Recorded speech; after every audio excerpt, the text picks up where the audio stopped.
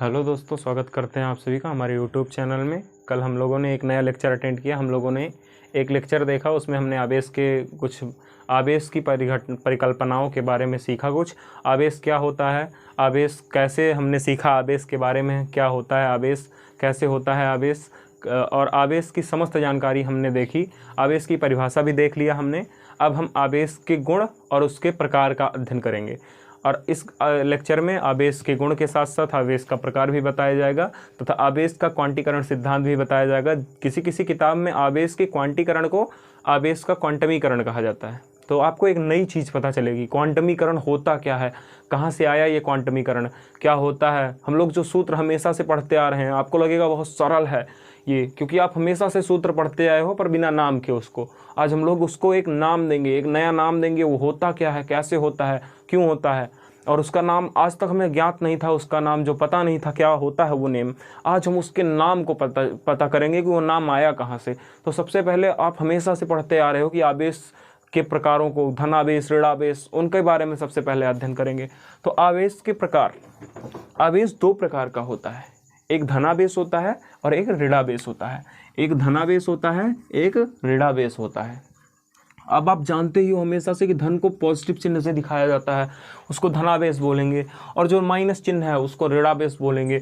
अब ये धनावेश और ऋणावेश हो गए, अब ये तो विपरीत सिंबल हो गए। और जब इनको दो को एक साथ रखा जाएगा तब क्या घटना घटित होगी, इन सब के बारे में हम लोग विस्तार से अध्ययन करेंगे। अभी देखिए इनके गुण में समान आवेशों में प्रतिकर्षण होता है। जैसे कोई समान आवेश है, मतलब प्लस प्लस ले लिया जाए चाहे माइनस माइनस ले लिया जाए, एक दूसरे में प्रतिकर्षण करेंगे, एक दूसरे से दूर जाने लगेंगे। जैसे चुंबक में आपने देखा होगा कि चुंबक को सीधी तरीके से रखो तो वो चिपक जाता है, उल्टे तरीके से रखो तो चिपक जाता है, और सीधे तरीके से रखो तो एक दूसरे को पीछे खींचता है। तो हम लोग बचपन में खेलते थे उससे धक्का दे करके। तो वो वही घटना सेम यहाँ पे आवेश के साथ भी होती है कि समान आवेश अगर लिए जाएं, जैसे अगर प्लस प्लस लिया जाए तो एक दूसरे को विकर्षित करेंगे, प्रतिकर्षित करेंगे, और माइनस माइनस भी ले लिया जाए तो भी वो एक दूसरे को प्रतिकर्षित ही करेंगे। और जब विपरीत आवेश लिए जाएं, जैसे धन और ऋण ले लिए जाएं या फिर ऋण और धन ले लिए जाएं, तो एक दूसरे को आकर्षित करने लगेंगे। अब आपको लग रहा होगा कि ये तो हमने पहले ही सीखा था, पर हमें ये पता नहीं था कि इसके अंतर्गत आता है, इस गुण के बीच में आता है। ये इसका अध्ययन हम लोग करने जा रहे हैं। अब आवेश का मात्रक क्या होता है, आवेश का मात्रक आप लोग हमेशा से पढ़ते आए हो कि कूलाम होता है, पर इसको प्रदर्शित किससे करते हैं ये किसी को नहीं पता था। इसको प्रदर्शित हम लोग सी से करते हैं, और इसका मात्रक जो होता है कूलाम होता है, और इसको क्यू से भी दिखाते हैं। इसे क्यू से प्रदर्शित करते हैं। क्या करते हैं, प्रदर्शित करते हैं। कहीं भी हमें आवेश के बारे में लिखना हुआ, कुछ भी करना होगा, हम उसे क्यू से दिखा देंगे। जैसे क्यू बराबर 1 कूलाम, क्यू बराबर 2 कूलाम, क्यू बराबर 1 कूलाम, क्यू बराबर 2 कूलाम, क्यू बराबर 3 कूलाम, ऐसे ऐसे लेते जाएंगे हम लोग आवेश को। और यह आवेश के प्रकारों का वर्णन रहा। यहाँ पे हम लोग गुण के बारे में देखें कि समान आवेशों में प्रतिकर्षण होगा और विपरीत आवेशों में आकर्षण होता है। आवेश होता क्या है, आवेश किसी वस्तु का मूलभूत गुणधर्म होता है जो विद्युत क्षेत्र बनाने में, किसी वस्तु को विद्युतमय करने में, अन्य कार्यों में, बहुत से कार्यों में हमारी सहायता करता है। और ये जब यूनानी वैज्ञानिक, हम लोगों ने कल देखा था कि यूनानी वैज्ञानिक ने अंबर को फर से रगड़ा था, ऊन से रगड़ा था, तो आवेश उत्पन्न हुआ था, और उसी घटना पर आधारित ये उन्होंने दो आवेशों को बताया, धनावेश और ऋणावेश। अब धनावेश क्या होता है, ऋणावेश क्या होता है, ये तो हम जान चुके हैं। तो गुण इसके क्या होते हैं कि समान आवेशों में प्रतिकर्षण होगा, मतलब प्लस प्लस अगर रख दिए गए तो एक दूसरे को धक्का देने लगेंगे। हम लोग जो बचपन से चुंबक खेलते आए हैं वो दूर फेंकता क्यों है, उसकी सबकी घटनाओं का अध्ययन तो हम चुंबकीय प्रभाव में करेंगे, लेकिन यहाँ पे वो सब कमाल आवेश का होता है। यहाँ पे आवेश जब प्लस प्लस है तो एक दूसरे को प्रतिकर्षित करेंगे, और जब प्लस माइनस यानी कि विपरीत आवेश हो गए तो एक दूसरे को आकर्षित करने लगेंगे, खींचने लगेंगे। तो समान आवेशों में प्रतिकर्षण होता है तथा विपरीत आवेशों में आकर्षण का अनुभव किया जाता है। इसका मात्रक क्या होता है, इसका मात्रक कूलाम होता है। इसे क्यू से भी प्रदर्शित किया जाता है। हम इसे क्यू से भी प्रदर्शित कर सकते हैं या करते हैं। क्यू बराबर 1 कूलाम हो सकता है, 2 कूलाम हो सकता है, 3 कूलाम हो सकता है, 4 कूलाम हो सकता है। तो ये सब कूलाम के रूप में आ गए आवेश के मान। अब बात आती है आवेश के क्वांटीकरण का सिद्धांत। आवेश का क्वांटीकरण होता क्या है, तो पहले आप लोग तो हमेशा से जानते ही हैं, आवेश का क्वांटीकरण आप लोग हमेशा से पढ़ते आए हैं, बस उसे थोड़ी सी सीखने की बात है कि आवेश का क्वांटीकरण होता क्या है। हेडिंग डालेंगे आवेश का क्वांटीकरण, आवेश का क्वांटीकरण।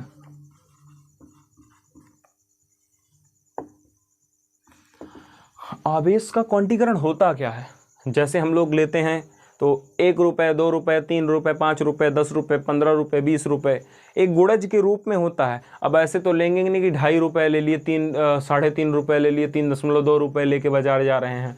और ऐसा भी नहीं हो सकता कि क्या कहते हैं कि कोई चीज़ उठाएं और वो एक अपने पूर्ण गुणज में होती है। जैसे हम अभी 1 गिलास दूध ले रहे हैं, नहीं दूसरा एग्जाम्पल लेते हैं, जैसे तो हम कोई आवेश ले रहे हैं तो उसे 1, 2, 3 की संख्या में ले सकते हैं, उसको आधा करके नहीं ले सकते हैं। यही तो आवेश के क्वांटीकरण सिद्धांत में बताया गया है। क्या बताया गया है आवेश के क्वांटीकरण सिद्धांत में? कि कोई आवेश जो होता है ना, अपने मूल आवेश का पूर्ण गुणज होगा, हमेशा पूर्ण गुणज होगा। अब एक नई बात सीखने को मिली होगी आपको कि कोई भी आवेश होगा, अगर कोई भी आवेश होगा वो अपने पूर्ण गुणज होगा मूल आवेश का। अब मूल आवेश क्या होता है? इलेक्ट्रॉन। एक इलेक्ट्रॉन में कितना आवेश होता है? 1.6 × 10 - 19 कूलम, वो भी माइनस का। इलेक्ट्रॉन पे आवेश कितना? -1.6 × 10 - 19 कूलम। अब ये जो आवेश होता है, इतना आवेश जो होता है, अब जितने भी आवेश आएंगे, 1 कूलम, 2 कूलम, 3 कूलम, 4 कूलम, सब इसके गुणज होते जाएंगे। मतलब नंबर ऑफ इलेक्ट्रॉन्स अगर ले लिए जाएं और इलेक्ट्रॉन के मान से गुणा करा दिया जाए तो वही हो जाता है हमारा क्वांटीकरण, कि वो हमेशा हमेशा पूर्ण गुणज रहेगा, उसकी संख्या भिन्नात्मक रूप में या दशमलव रूप में कभी नहीं आएगी। जैसे अगर n बराबर, और इसका फार्मूला होता है Q बराबर NE। n का क्या है इसमें? n बराबर number of electrons, number of electrons, और E क्या होता है? Value of electron.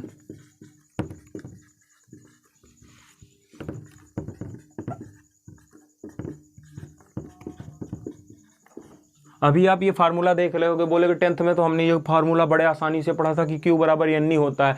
पर क्यों होता है? आवेश की वजह से होता है, आवेश के क्वांटीकरण सिद्धांत की वजह से होता है। आवेश का क्वांटीकरण सिद्धांत बोलता है कि Q बराबर NE, जहाँ पे E जो है वो इलेक्ट्रॉन का मान है -1.6 × 10 - 19, माइनस उसके ऋणात्मक को चिन्ह जो होता है वो उसकी दिशा को दर्शाता है, मतलब उसको माइनस का चिन्ह जो होता है उसके वैल्यू को दर्शाता है।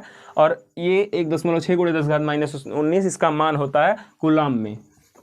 और जो n होते हैं इनके नंबर ऑफ इलेक्ट्रॉन्स होते हैं, मतलब हमने कितना इलेक्ट्रॉन लिया है। तो कोई संख्या लेंगे तो 1 लेंगे, 2 लेंगे, 3 लेंगे, तो यहाँ n बराबर 1, 2, 3, 4, 5, 6, 7, 8, 9 सो ऑन, अनंत तक लेते जाएंगे नंबर ऑफ इलेक्ट्रॉन्स की संख्या। कुछ भी हो सकती है नंबर ऑफ इलेक्ट्रॉन्स। अब आपको लग रहा होगा कि ये तो हमने सूत्र 10th में तो पढ़ा ही था, Q बराबर NE। अब इसके सूत्र पे हम लोग कुछ सवाल भी लगा सकते हैं Q बराबर NE में।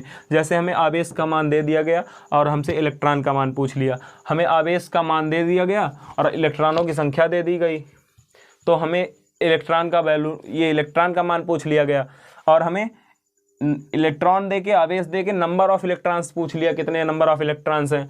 और अगले क्वेश्चन में कभी नंबर ऑफ इलेक्ट्रॉन्स दे दिया और इलेक्ट्रॉन दे दिया और हमें आवेश का मान पूछ लिया। तो इस पे हम कई सारे सवाल करेंगे, अपने हथियारों में इसको शामिल करेंगे। ये क्या है? हथियार है, एक सूत्र है हमारा, एक हथियार है। इस हथियार को हम लोग अभी चलाना भी सीखेंगे। अभी तो हम इसको निकाल रहे हैं कहीं से, इसको लेके आ रहे हैं। अब इसको हम पता करते हैं आया कहाँ से। तो हमने कहा था कि आवेश जो होता है, आवेश के क्वांटीकरण सिद्धांत के अनुसार, इस सिद्धांत के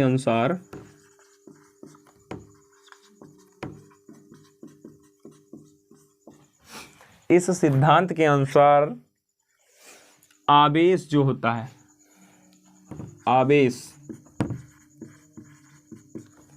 अपने मूल आवेश का,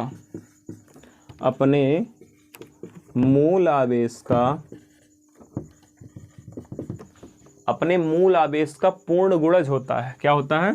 पूर्ण गुणज। मूल आवेश से मतलब इलेक्ट्रॉन के मान से हो गया, ठीक है, इलेक्ट्रॉन के मान से हो गया। और अपने मूल आवेश का पूर्ण गुणज होता है। क्या होता है? पूर्ण गुणज होता है। अब यहाँ पे बात हो रही है कि आवेश अपने मूल इलेक्ट्रॉन के का पूर्ण उसके मान का पूर्ण गुणज होता है।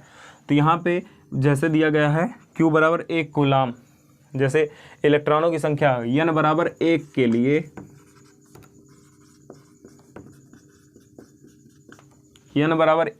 अगर Q बराबर n में n बराबर 1 रखेंगे, वैसे ही इस सूत्र से ही देख लेंगे, इस सिद्धांत से ही कि आवेश अपने मूल आवेश का पूर्ण गुणज होता है। तो अगर हम एक इलेक्ट्रॉन के लिए इसका मान निकालें तो हमारा आवेश का मान कितना आएगा?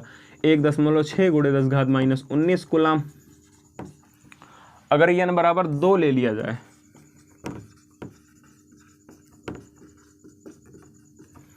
n बराबर 2 ले लिया जाए तो Q का मान कितना होगा? 2 × 1.6 × 10⁻−19 बराबर 3.2 × 10⁻−19 कूलाम। अब अगर n बराबर 3 ले लिया जाए, यहाँ पे लिख देते हैं इसको, n बराबर 3 के लिए, तो n बराबर 3 के लिए Q का मान कितना हो जाएगा? 3 × 1.6 × 10⁻19 बराबर 4.8 × 10⁻19 कूलम। इतना नोट कर लीजिए। अभी फिर से हम लोग इसको आगे बढ़ाएंगे। नोट कर लीजिए तब तक सभी लोग।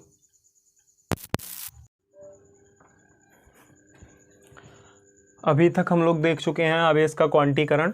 n बराबर 1 के लिए इसका मान कितना होगा? जैसे वहाँ पे हमने परिभाषा में देखा था कि वो आवेश जो होता है मूल आवेश का पूर्ण गुणज होता है। तो हमारा मूल आवेश क्या होता है? 1.6 × 10⁻−19 कितना होता है? 1.6 × 10⁻−19। और ये इलेक्ट्रॉनों की संख्या है। हम एक इलेक्ट्रॉन के लिए ज्ञात किए, 2 इलेक्ट्रॉन के लिए, 3 इलेक्ट्रॉन के लिए। तो n बराबर 1 के लिए इलेक्ट्रॉनों की संख्या n है, तो n बराबर 1 के लिए क्या हुआ? 1 × 1.6 × 10⁻19 कूलाम, यानी कि 1.6 × 10⁻19 कूलाम। फिर हमने देखा n बराबर 2, अगर इलेक्ट्रॉनों की संख्या 2 हो जाए तो क्या होगा? 2 × 1.6 × 10⁻19 कूलाम। अब हम ये हथियार लाने का प्रयास कर रहे हैं। तो n बराबर 3 के लिए, यानी कि इलेक्ट्रॉनों की संख्या जब 3 होगी तो क्या होगा? 3 × 1.6 × 10⁻19 कूलाम। जब इलेक्ट्रॉनों की संख्या 4 हो जाए, n बराबर 4 के लिए, तब आवेश का मान कितना होगा? Q बराबर 4 × 1.6 × 10⁻19 बराबर 6.4 × 10⁻19 कूलम। इतना आवेश हो गया। अगर यहीं n बराबर 5 हो जाए तब, तो n बराबर 5 के लिए 1 मिनट रुकिए आप लोग, अभी आते हैं लौट के।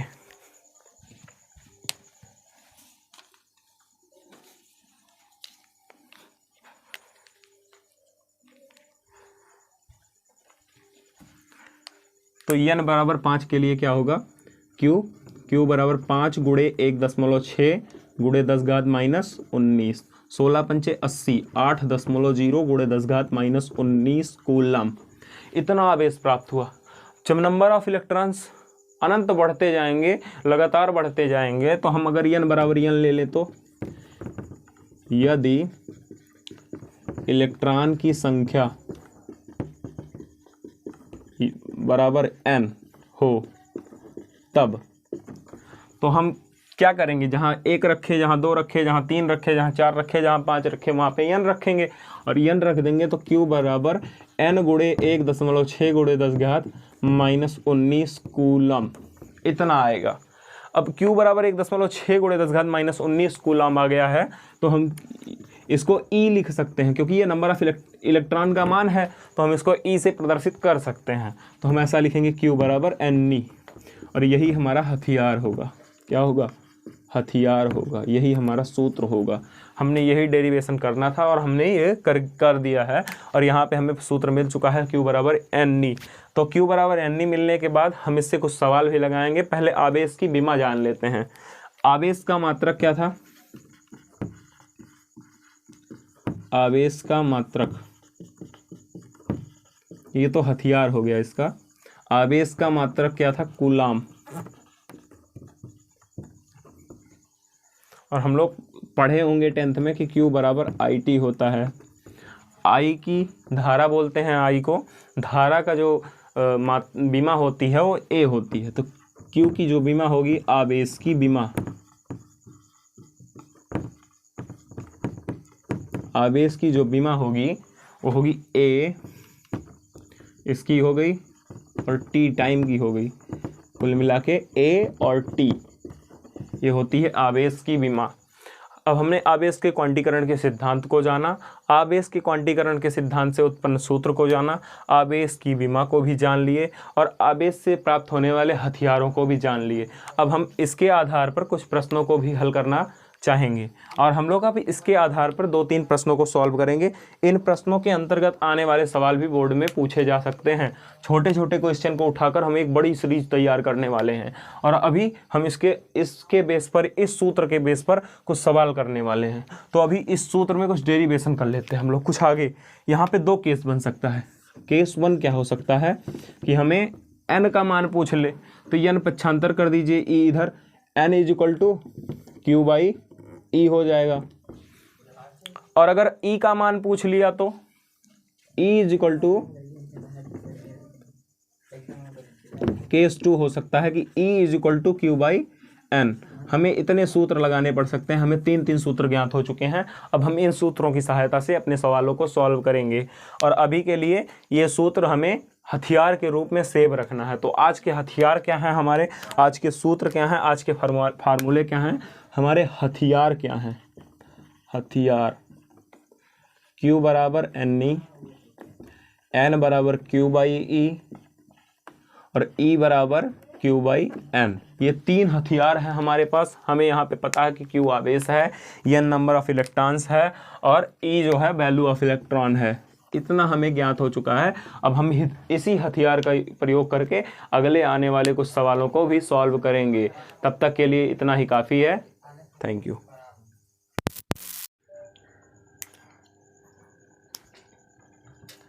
अभी हम लोगों ने आवेश के बारे में कुछ हथियार इकट्ठा किया, और अभी हम उसके कुछ MCQ भी करेंगे, मल्टीपल चॉइस क्वेश्चन। उससे पहले हम अपने संपूर्ण हथियारों को एक बार पुनः दोहरा लेते हैं। तो हमारे हथियार क्या क्या थे, अभी हमने जो हथियार इकट्ठा किया, हमारे हथियार थे Q = Ne। अब Q = Ne में Q क्या है, आवेश है। Q क्या है, आवेश है। N क्या है, नंबर ऑफ इलेक्ट्रॉन्स है, नंबर ऑफ इलेक्ट्रॉन है।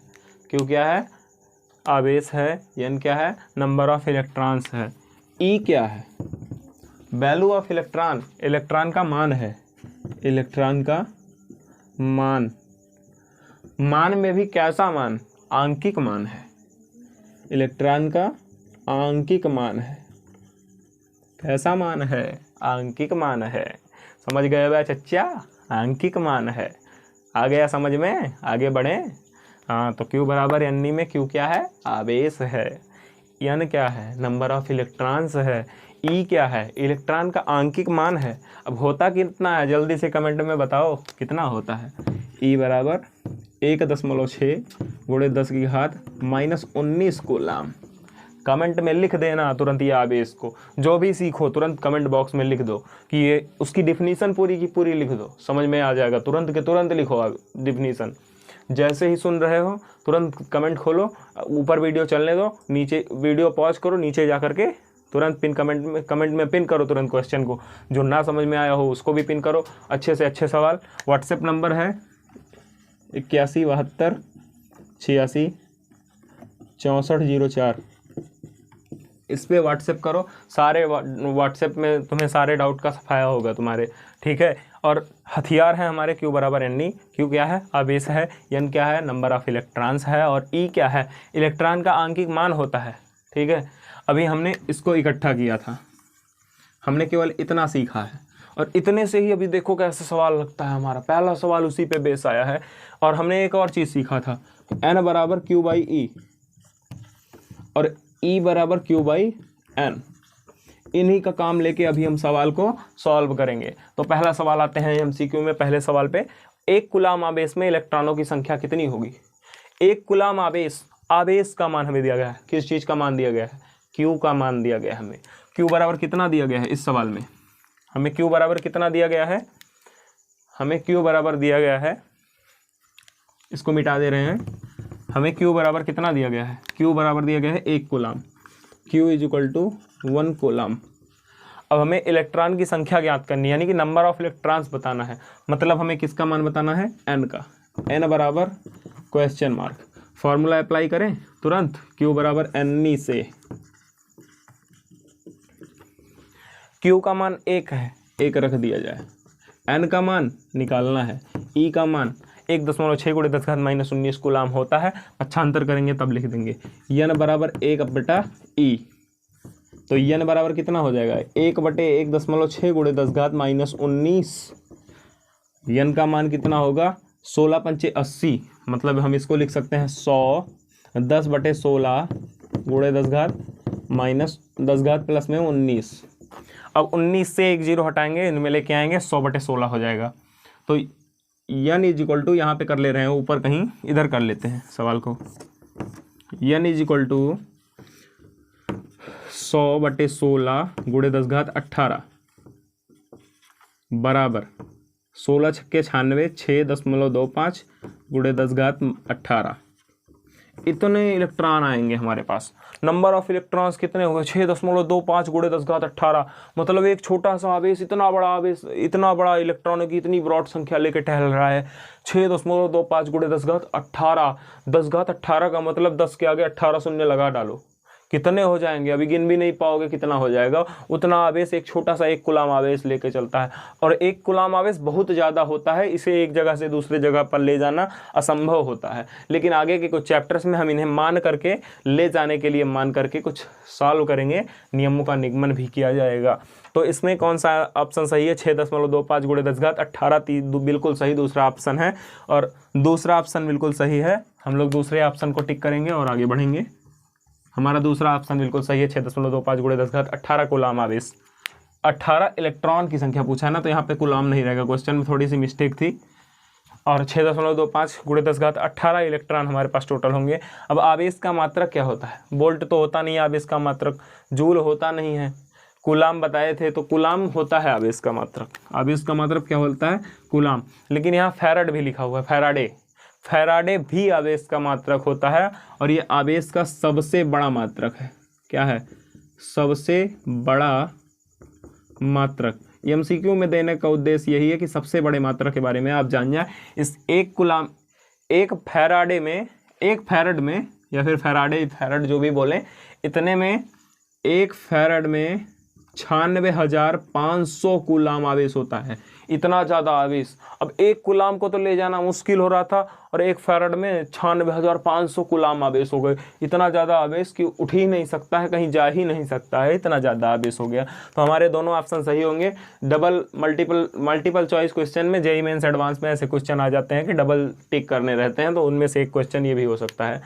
आवेश की विमा क्या होगी? आवेश की विमा M0 L0 T1 नहीं होगी, क्योंकि इसमें केवल समय है।